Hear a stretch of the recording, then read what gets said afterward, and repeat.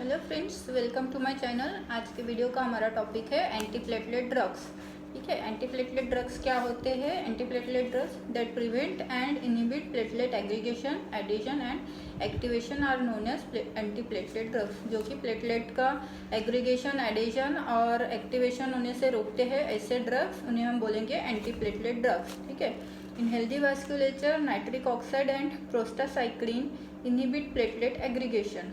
जो normal vasculature में nitric oxide और जो प्रोस्टासाइक्लिन होते हैं वो इनहिबिट करते हैं, रोकते हैं प्लेटलेट एग्रीगेशन को। ठीक है, an injury to vascular system specially endothelium leads to interaction between platelet, endothelium and circulating coagulation factors like von Willebrand factor binds to platelet receptor GP2B or 3A, which helps platelet to get attached to injured endothelium. This is called adhesion of platelets.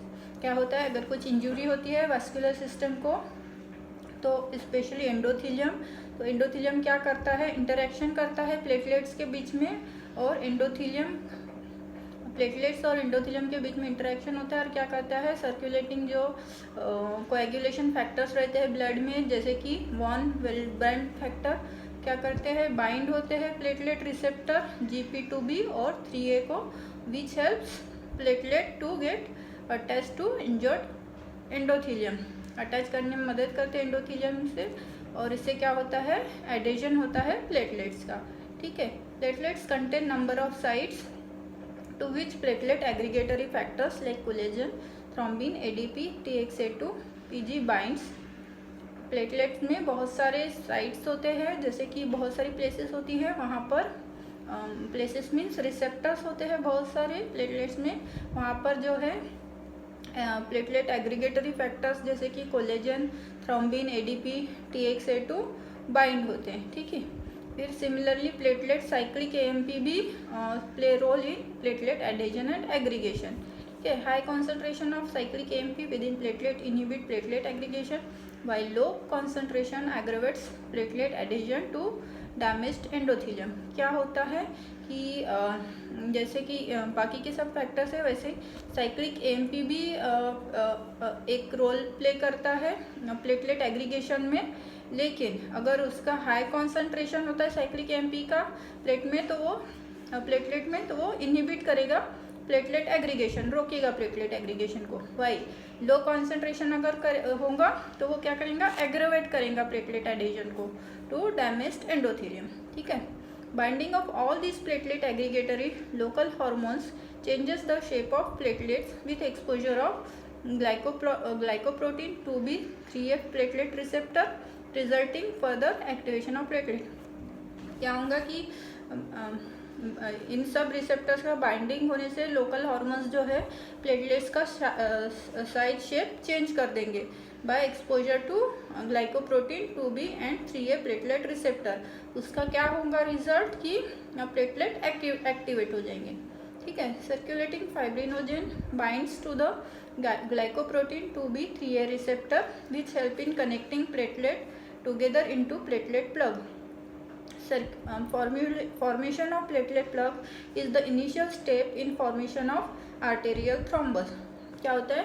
Circulating fibrinogen जो है bind होते हैं glycoprotein 2B और 3A receptor को, वो platelet को connect होने में मदद करते हैं और प्लेटलेट प्लग फॉर्म होता है।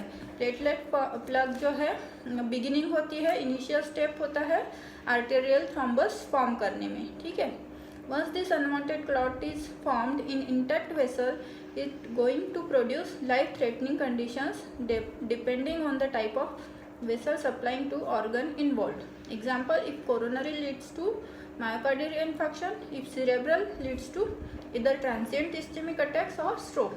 क्या होगा कि अगर एक बार ऐसा क्लॉट अगर फॉर्म हो गया, थ्रोम्बस फॉर्म हो गया, तो क्या हो जाएगा? इंटेक्ट वेसल में वो लाइफ थ्रेटनिंग हो जाएगा, लाइफ थ्रेटनिंग कंडीशन हो जाएगी पर्सन के लिए। वो डिपेंड होगा कि कौन सी वेसल में ये क्लॉट फॉर्म हुआ है। ठीक है, अगर कोरोनरी आर्टरी में अगर फॉर्म होता है तो वो मायोकार्डियल इन्फेक्शन करेगा, और अगर सेरेब्रल आर्टरी में फॉर्म होता है तो वो ट्रांजिएंट इस्चेमिक अटैक TIA या फिर स्ट्रोक फॉर्म करेगा। ठीक है। इसलिए ये लाइफ थ्रेटनिंग है।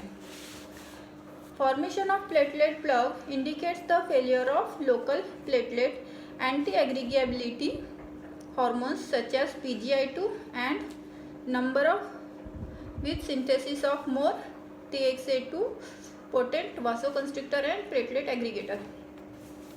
प्लेटलेट फॉर्मेशन क्या इंडिकेट करता है? फेलियर इंडिकेट करता है लोकल प्लेटलेट एंटी एग्रीगेबिलिटी हॉर्मोन्स का, जैसे कि PGI2 and number with synthesis of more TXA2, ज़्यादा TXA2 का सिंथेसिस ज़्यादा होगा और PGI2 का जो है कम होगा।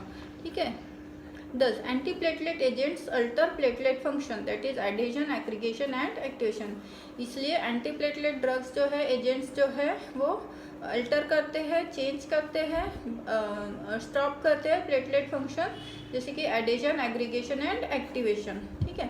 अभी देखते हैं classification of antiplatelet drugs. These are agents which interfere with platelet aggregation and thereby prevent the formation of thrombus। क्या करते हैं ये एजेंट्स जो है, इंटरफेयर करते हैं प्लेटलेट एग्रीगेशन के साथ में और प्रिवेंट करते हैं थ्रोम्बस फॉर्मेशन होने से। ठीक है। In arteries platelet mass is the main constituent of a thrombus, therefore antiplatelet drugs are more effective in arterial thrombosis. Arteries में क्या होता है, प्लेटलेट मास जो होता है मेन कॉन्स्टिट्यूएंट होता है थ्रोम्बस फॉर्मेशन करने में, इसलिए जो एंटीप्लेटलेट ड्रग्स है वो मोस्टली इफेक्टिव रहते हैं आर्टेरियल थ्रोम्बोसिस में। ठीक है। फिर है थ्रोम्बोक्सिन A2, TXA2 जिसे बोलते हैं हम, is a strong platelet aggregator, while prostacyclin PGI2 is a strong inhibitor of platelet aggregation. दोनों का अर्थ समझिए। थ्रोम्बोक्सिन A2 जो है स्ट्रॉन्ग प्लेटलेट एग्रीगेटर है। ठीक है, स्ट्रॉन्ग प्लेटलेट एग्रीगेटर है, और प्रोस्टासाइक्लिन PGI2 जो है इनहिबिटर है, strong inhibitor of platelet aggregation. ठीक है। तो prostacyclin PGI2 naturally produced by endothelial cells in blood vessels, very unstable compound with half life of 3 minutes। फिर है फॉस्फोडाइस्ट्रेज एंजाइम इनहिबिटर्स, कौन से है? Dipyridamole, thromboxane A2 inhibitor of aspirin, ADP receptor antagonist of clopidogrel ticlopidine, glycoprotein 2B/3B receptor antagonist of abciximab monoclonal AB। ठीक है। फिर देखते हैं हम फार्मेकोलॉजी ऑफ एंटीप्लेटलेट एजेंट्स, कौन से है? फर्स्ट है एस्पिरिन। एस्पिरिन क्या करता है? Inhibits TXA2। TXA2 means thromboxane A2।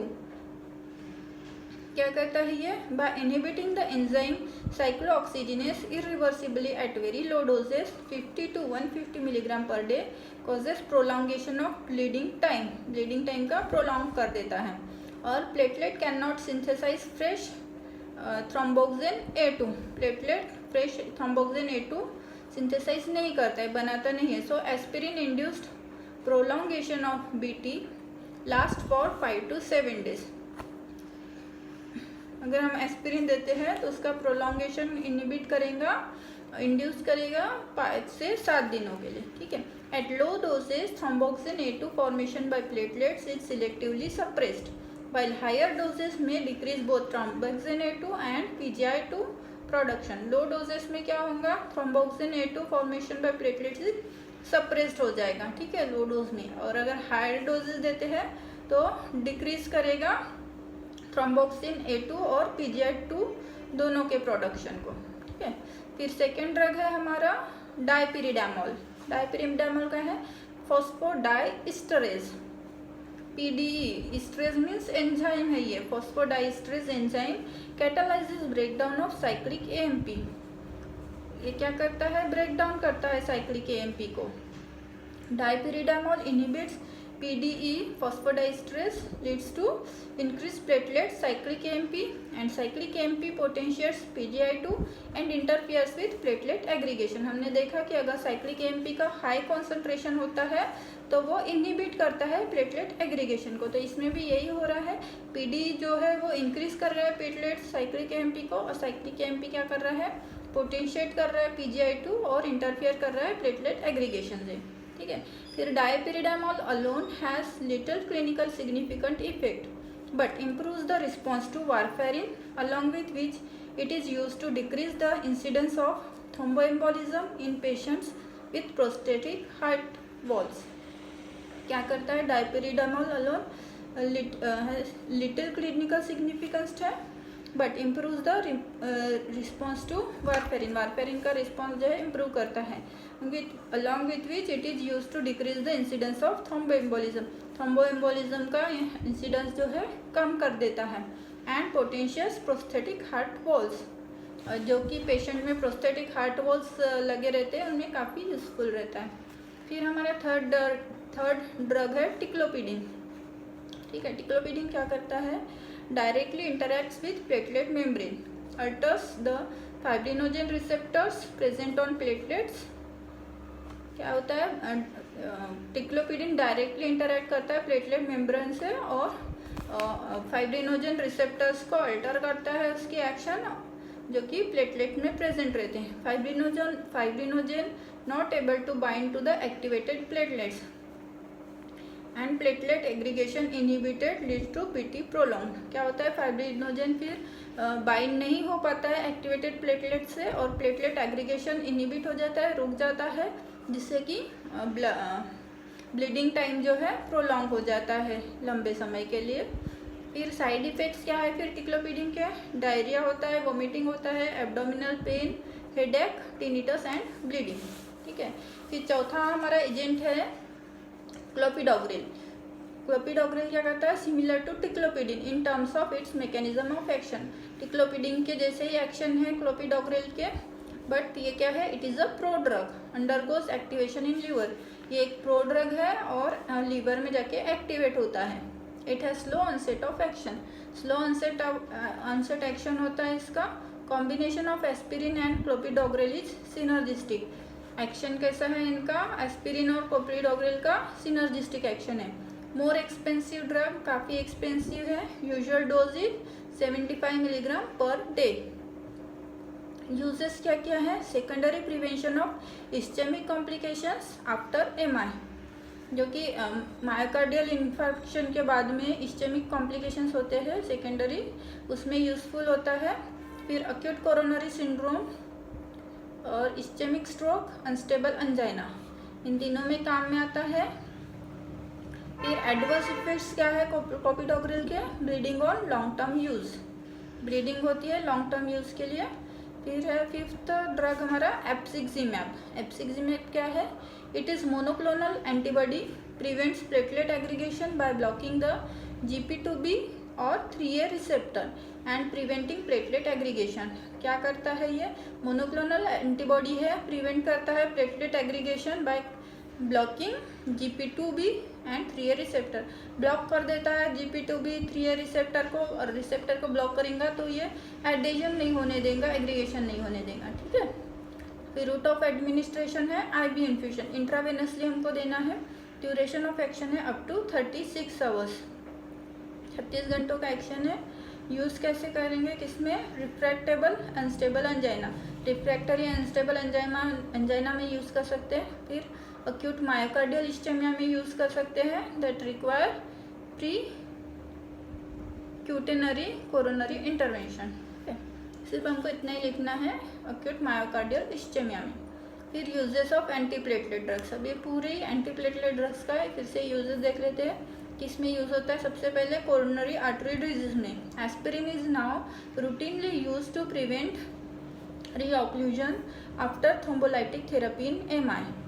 Aspirin क्या है? रूटीनली यूज होता है किसमें? To prevent occlusion after thrombolytic therapy in myocardial infection.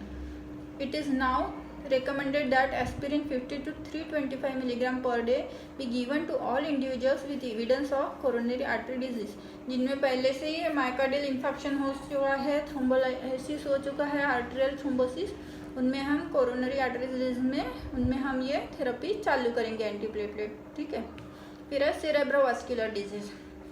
Antiplatelet drugs reduce the incidence of transient ischaemic attacks and of stroke in patients with TIAs and in those with history of stroke in past।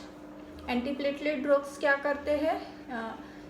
Reduce करते हैं transient ischaemic attack को और stroke को patients with TIAs एंडोस history of stroke in past, जिनको past में भी stroke की हिस्ट्री हो चुकी है, TIA हो चुका है, उसमें हम ये यूज़ कर सकते हैं। फिर है कोरोनरी बाईपास इम्प्लांट्स, जिसमें कोरोनरी बाईपास इम्प्लांट्स लग चुके हैं, जैसे कि patency of the implanted bypass vessel is improved and incidence of reocclusion is reduced by aspirin और टिक्लोपिडिन। फिर से रीऑक्लूजन नहीं होना चाहिए, थ्रोम्बोसिस नहीं होना चाहिए, जिसमें बाईपास हो चुका है, कोरोनरी बाईपास हो चुका है, इम्प्लांट्स लग चुके हैं, तो उसमें हम एस्पिरिन देंगे या फिर टिक्लोपिडिन देंगे। ठीक है। फिर prosthetic heart walls and arteriovenous shunts, जो पेशेंट्स में प्रोस्थेटिक हार्ट वॉल्स लग चुके हैं, आर्टेरियोवेनस शंट्स लग चुके हैं, उनके लिए भी हम ये यूज़ करेंगे। फिर वेनस थ्रोम्बोएम्बोलिज्म में यूज़ करेंगे antiplatelet drugs. Peripheral vascular disease, उसमें भी यूज़फुल है, लेकिन साइड इफ़ेक्ट्स अभी देखते हैं। साइड इफ़ेक्ट्स क्या है, ब्लीडिंग हो सकता है ज़्यादा टाइम के लिए, और थ्रोम्बोसाइटोपिनिया मतलब कि प्लेटलेट्स का कम होना, ये सब साइड इफ़ेक्ट्स है इसके। सो फ्रेंड्स, आज का हमारा टॉपिक कंप्लीट हुआ एंटीप्लेटलेट ड्रग्स का। Thank you for watching, thank you so much.